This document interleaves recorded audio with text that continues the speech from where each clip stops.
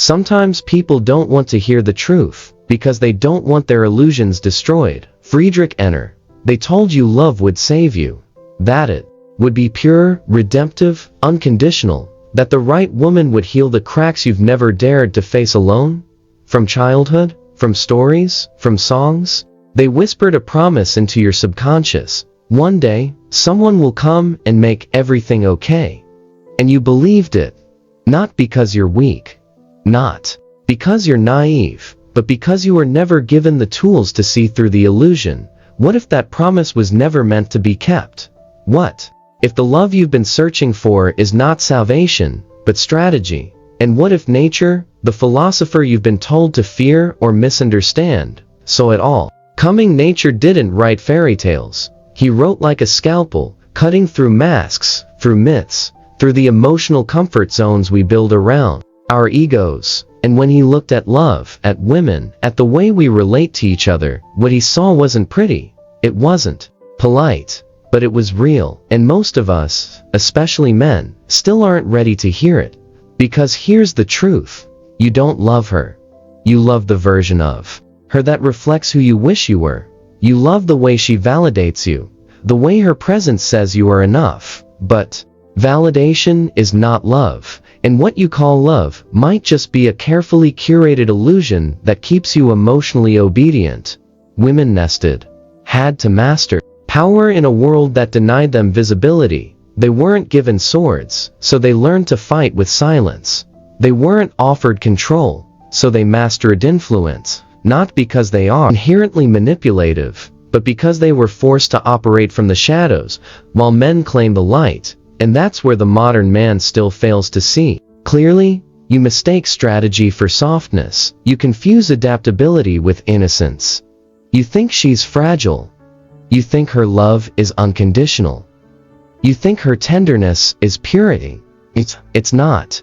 It's power, refined, rehearsed, and executed with precision. While you spill your emotions and call it vulnerability, she is scanning your words for leverage. While you dream of soulmates, she is calculating the cost of closeness, weighing need against control, desire against influence, not maliciously, instinctively, because she learned a long time ago that the one who sees the game but doesn't speak of it wins. And what about you?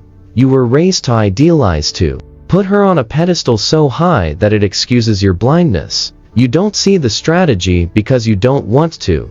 You prefer the dream, the muse, the good girl, the healer. But what if those roles are masks? Masks she's learned to wear because they work. Nietzsche exposed the lie, not to destroy women, but to destroy the stories men tell themselves about women.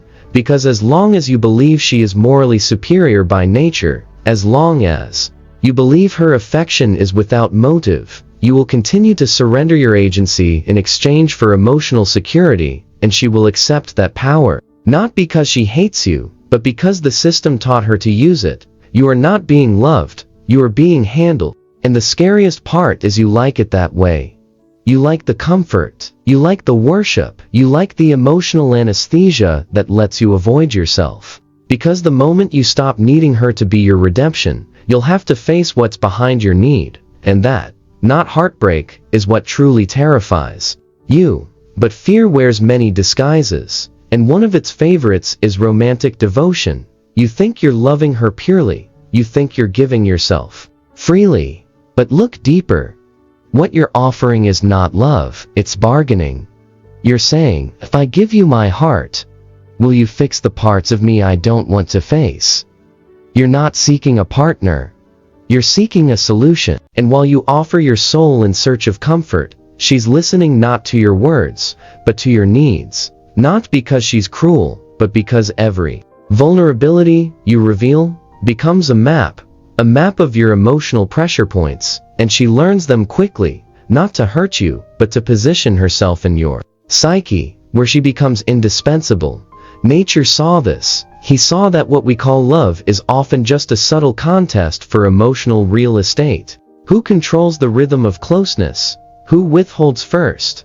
Who gives in last? These are not questions of affection. They're questions of power. And here's the uncomfortable truth. The one who needs less controls more. You give her everything: time, attention, identity. You call that honesty? She gives you what you crave, just enough to keep you chasing. She calls that connection, but it isn't connection, it's choreography. We've built a culture where women are taught to influence without appearing to lead, and men are taught to submit while thinking they're conquering. It's not her fault. It's not your fault. It's the result of centuries of conditioning, where men dominated the outer world, and women mastered the inner one. And now, in modern love, you walk right into the trap. Smiling, she doesn't need to argue, she needs to suggest. She doesn't need to demand, she needs to desire, and in doing so, she shapes you. Your decisions, your identity, while without ever raising her voice. That's not manipulation, that's mastery. You call her mysterious because you don't understand her. You don't understand her because you've never questioned your own myths. You still think love is about unity.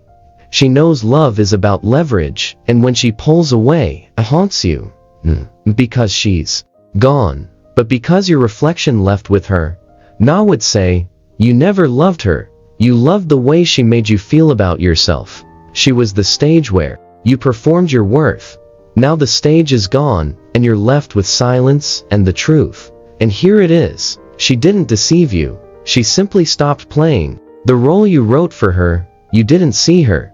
You saw your idea of her, and when she stopped performing it, you called her cold.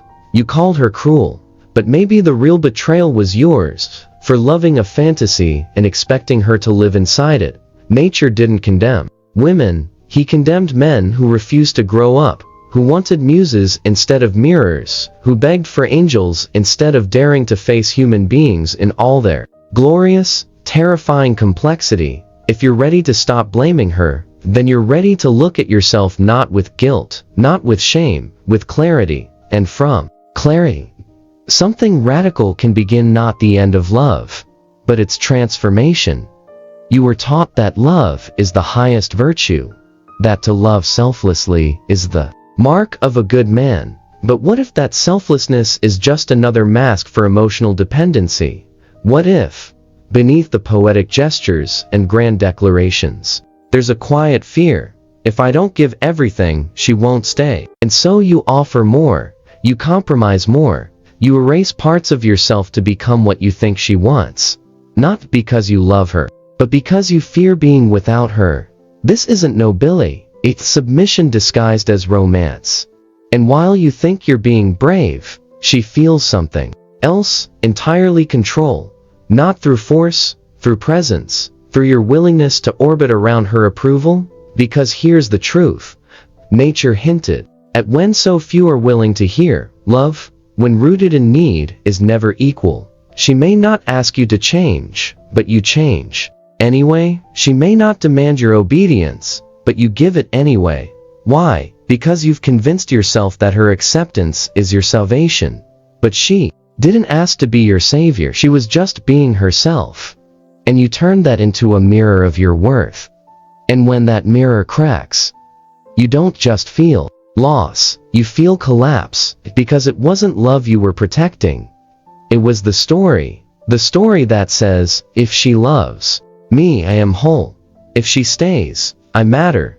But stories aren't truth, and when reality intrudes, you call it betraying, would call it awakening. The lie is not that she has power, the lie is that you didn't see it.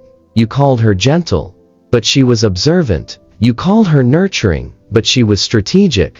You thought she surrendered, but she was choosing, always choosing, because she understood something you never did. The one who sees the dynamic clearly holds the key. And now, finally, the illusion begins to crack. You remember moments when she smiled, but something behind the smile was calculating. You remember how your smallest emotional shifts were answered before you even voiced them. You thought she was intuitive, and she was. But intuition for her is survival. It's her way of staying a step ahead in a world that never gave her the power to confront, only the power to shape. This isn't about blame, this is about reality. You live in a world where love is sold as mutual surrender, but practiced as mutual leverage, where vulnerability is branded as a virtue but used as currency, and the moment you realize this, you either grow up or you break down. Most choose to break. They go back to the myth. They look for another muse, another emotional performance partner. They say this time will be different, but it won't. Because the roles haven't changed, only the actors have, and until you stop needing her to play the part, you'll never meet the person behind the mask. But what happens when the mask is gone?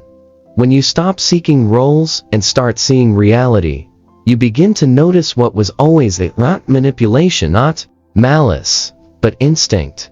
A woman aware of her lack of institutional power, mastering relational power instead. Not because she wants to control you, but because this is the only power she's been allowed to have. So ask yourself, not if she's ready to love you, ask if you're ready to see her without the myth, because only then can you see yourself, and only then does love stop being a story and become a revolution. If this opened your eyes, if it made you uncomfortable in a way that felt true, then share it, like it,